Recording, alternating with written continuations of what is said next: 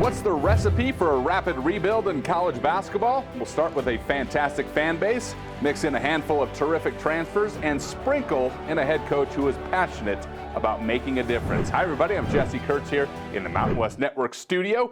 That's been the blueprint in Logan for success this year for the Aggies, who are in the top 25, once again riding a 14-game win streak, which is the longest active right now in the country. For more on all things Utah State basketball, we welcome in the head coach, Danny Sprinkle, who joins us from Logan, Utah. Coach, I appreciate you making time for us. How are you? Doing great. Appreciate you guys having us on, and doing well. Just enjoying Logan. The beautiful weather here today, and coming off a win last night. Yeah, well, doing well is probably an understatement. You entered the national rankings this week, 20 in the AP poll, 23 in the coaches poll. It's just the second time in program history Utah State has been ranked under a first-year Aggie head coach. In what ways does this national recognition validate all the hard work that you and your players have been putting in? Yeah, I think it nothing with me. It validates our players and my assistant coaches who put this group together and do a tremendous job scouting and handling our players day to day. I couldn't be more proud of them. And obviously the thing I'm more proud of is how they're handling it. Like we don't talk about it. We don't talk about the national ranking. At the end of the year, if you're ranked, great. That's even better. But right now, all it takes is one game and all of a sudden you're out and then you have to be able to handle that adversity. Well, we often use the term rebuild loosely in college athletics, especially in this day and age. But on all levels, this was a complete rebuild. Nobody on your roster had scored a point in an Aggies uniform. When did you realize that this team, built with players from all corners of the country and beyond, had a chance to achieve success at this level so fast? I'm still shocked, to be honest with you. Like you mentioned, I think I'm one of only two coaches ever.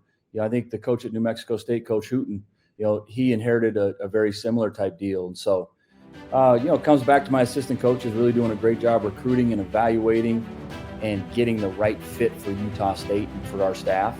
But our players, it comes down to those guys making plays. They're the ones that make the steals and do the hard stuff in practice in the weight room. But, to kind of answer your question, I think I knew this group when I saw how close they were down in the Cayman Islands, how they came together and played for each other. Like I knew we had a chance, not a chance to be 15-1.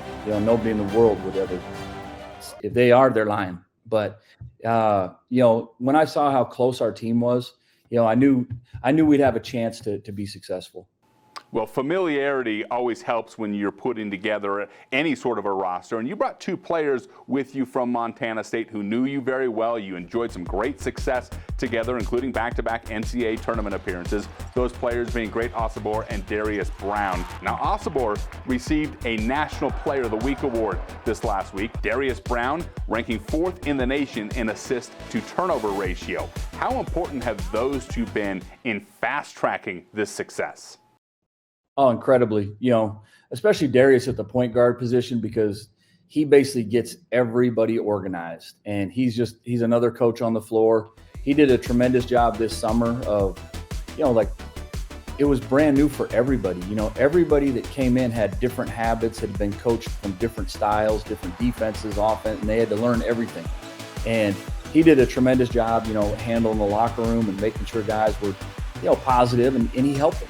And Great was very similar. I thought Great really took a step up in a leadership role from when he was at Montana State. He was a backup. He would have been the best big guy in the Big Sky this year coming back, but we had a tremendous player who was the MVP of the league that he was playing behind. And so, but I thought his voice, I could tell he really matured this summer and through the preseason. But I also want to give credit to our three local kids. Landon Brenchley, Mason Foslev, and Isaac Johnson, who really got the team together, had them over to their houses, and really showed them Cache Valley and let them know how important Utah State basketball is to the community here. Well, that's huge, and especially guys who know the surroundings, know the history. And one of those guys you mentioned, Mason Falslav, a freshman who is playing big minutes for you at this point in the season, averaging over 31 minutes per game, averaging 15 points in conference play. He's the local kid from the Cache Valley, as you mentioned, having started at Skyview High School, where he led the Bobcats to state titles, not only in basketball, but also football. What's pleased you the most about his play?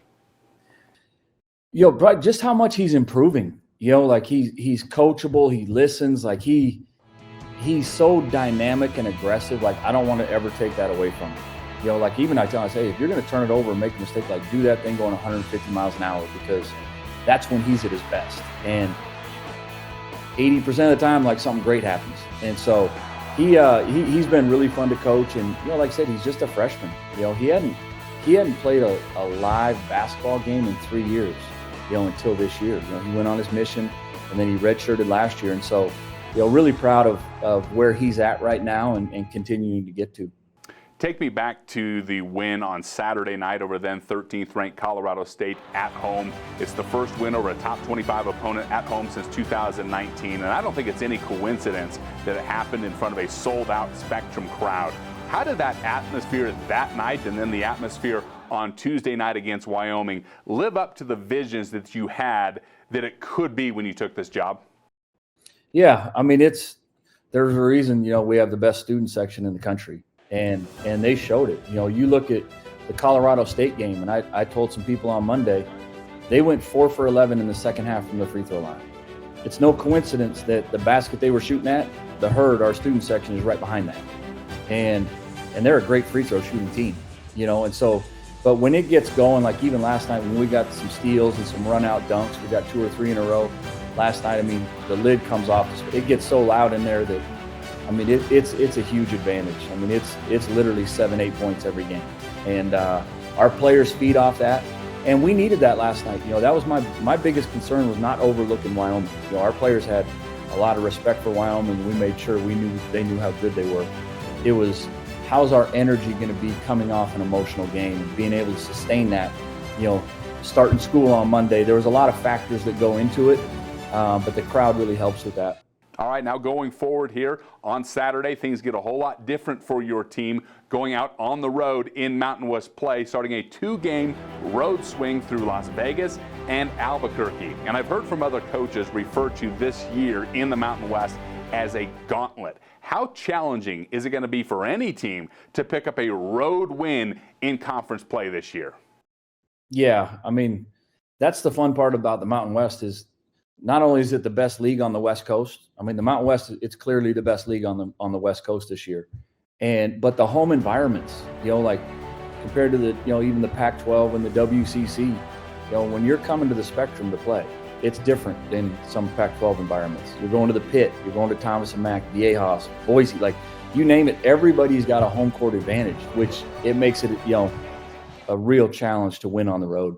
Now, that's what makes this league so special right now. Whichever team comes out on top, no doubt, will have earned it with key road wins in tough environments. Yep. Coach, thanks so much for the time here today. Congratulations to the Aggies and the success so far, and we look for more great things from your team down the line. You bet. Go Aggies.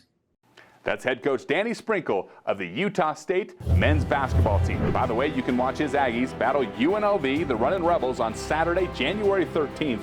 Utah State putting its 3rd longest win streak in school history on the line. Tip-off from the Thomas and Mack Center set for noon Pacific time, and it'll be televised by CBS Sports Network.